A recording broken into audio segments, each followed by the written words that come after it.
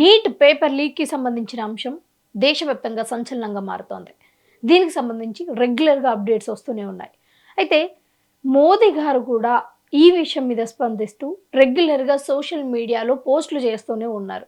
మరి ఎందుకు మోదీ గారు ఇన్‌స్టాగ్రామ్‌లో ఈ మధ్య కాలంలో రెగ్యులర్‌గా దానికి సంబంధించి పోస్టులు చేస్తున్నారంటే, సో, ఈ నీట్ పేపర్ లీక్ అంశంలో పెద్ద పెద్ద ప్రొటెస్ట్‌లు జరగడం జరిగింది. సో, ఆ ప్రొటెస్ట్‌లలో మెయిన్‌గా పాల్గొంది విద్యార్థులే కాబట్టి, సో, విద్యార్థులు దేన్ని చూసి ఎక్కువ ప్రభావితం అయ్యి ఆ ప్రొటెస్ట్‌కి వచ్చారంటే సోషల్ మీడియా. సోషల్ మీడియా ప్రభావమే ఎక్కువగా ఉంది అని చెప్పొచ్చు.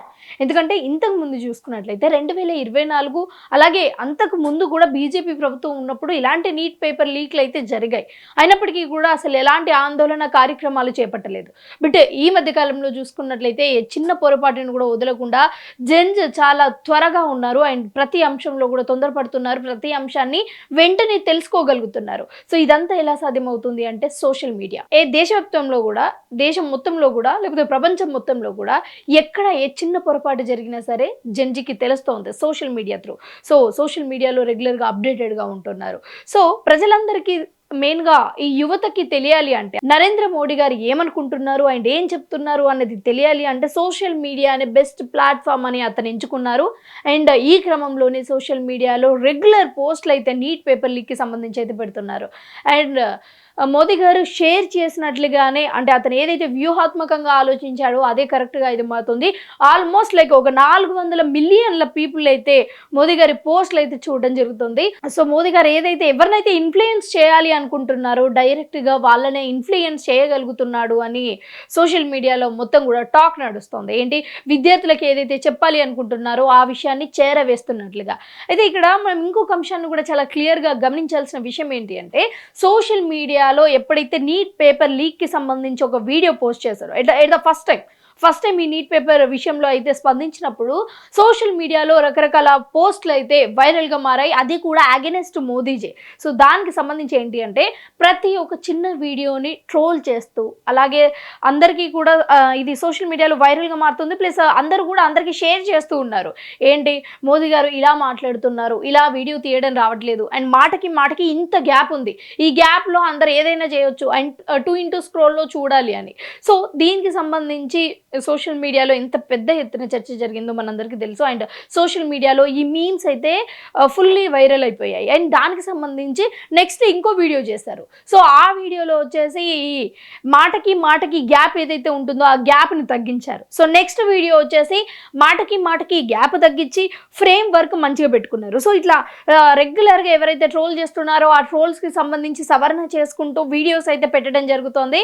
అండ్ పెద్ద ఎత్తున అయితే ఈ మోదీజీ గారి వీడియోస్ అయితే అందరూ చూస్తున్నారు. అండ్ ముఖ్యంగా ఇక్కడ ఇంకొక సర్ప్రైజింగ్ విషయం ఏంటి అంటే మోదీ గారు పెట్టిన ఒక పోస్ట్ ఏదైతే ఉందో దాన్ని ఇంతమంది చూడడం వల్ల అలాగే చాలా కామెంట్స్ పెట్టడం వల్ల దాన్ని ట్రోల్స్ చేయడం వల్ల ఫేస్బుక్‌లో మోదీ గారి వీడియో ఏదైతే ఉందో అది బ్లాక్‌లో పడిపోయింది. ఒక వీడియో బ్లాక్‌లో పడిపోయింది. సో, దీనికి సంబంధించి ఒక వార్త అయితే సోషల్ మీడియాలో వైరల్ అవుతోంది. అంటే ప్రజలు ఇంతమంది నమ్మిన ఒక వ్యక్తి వీడియోని ఎలా డిలీట్ చేయగలరు? ముఖ్యంగా మన ప్రధానమంత్రి అయిన మోదీజీ వీడియోని బ్లాక్ చేసే అంత సత్తా ఎందుకుంది ఏంటి అలాగే మేటా మీద కేసెస్ పెట్టాలి అని కూడా చాలా మంది ఫైర్ అవ్వడం జరిగింది. సో, దాని తర్వాత మళ్ళీ మేటా కూడా క్షమాపణలు చెప్పింది.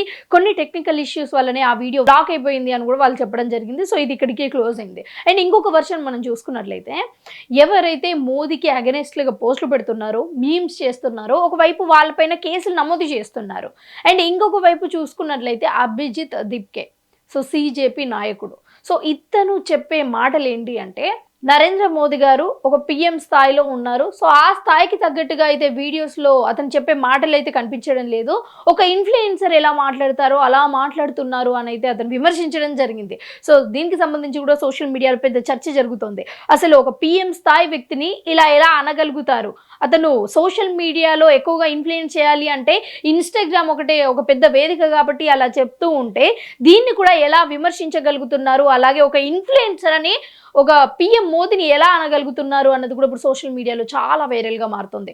సో దీనికి సంబంధించే ఇంకొన్ని పాయింట్స్ మనం ఏదైనా క్లియర్గా చూడాలి అని అనుకుంటే, ఒకవైపు అభిజిత్ దీప్కే ఏదైతే విమర్శలు చేస్తున్నారో ఆ విమర్శలన్నింటినీ కూడా చాలా మంది వరకు ఖండిస్తున్నారు. అండ్ జెన్జీ యూత్ ఎవరైతే ఉన్నారో వాళ్ళు మాత్రం అభిజిత్ దీప్కేని సపోర్ట్ చేయడం జరుగుతుంది. సో ఎట్టకేలకు ఒక ఇన్ఫ్లుయెన్సర్ అని ఒక పిఎం స్థాయిలో ఉన్న మోదీని అనడం మాత్రం చాలా బాధాకరంగా అనిపిస్తోంది. ఎట్టకేలకు పిఎం మోదీ గురించి ఒక్క వ్యాఖ్యలో చెప్పాలి అంటే చాలా మంది చెప్పే విషయం ఏంటి అంటే, మోదీ గారు పిఎం స్థాయిలో ఉన్నారు, కానీ పిఎం స్థాయి కంటే కూడా గొప్ప వ్యక్తి ఆయన అని అందరూ అంటూ ఉంటారు. అండ్ మన సనాతన ధర్మాన్ని కాపాడటంలో అతను ఎప్పుడు ముందుంటారు అని కూడా అన్నారు. ఒకవేళ పిఎం మోదీ గారే పిఎం స్థాయిలో లేకపోతే మోదీ గారే మన భారత పరిస్థితి ఏంటి అన్నది కూడా చాలా మంది అనుమానాలు వ్యక్తం చేస్తున్నారు. అంటే మన భారతదేశం ఇంకా ఏ స్థాయికి దిగబడిపోతుందో అన్నది.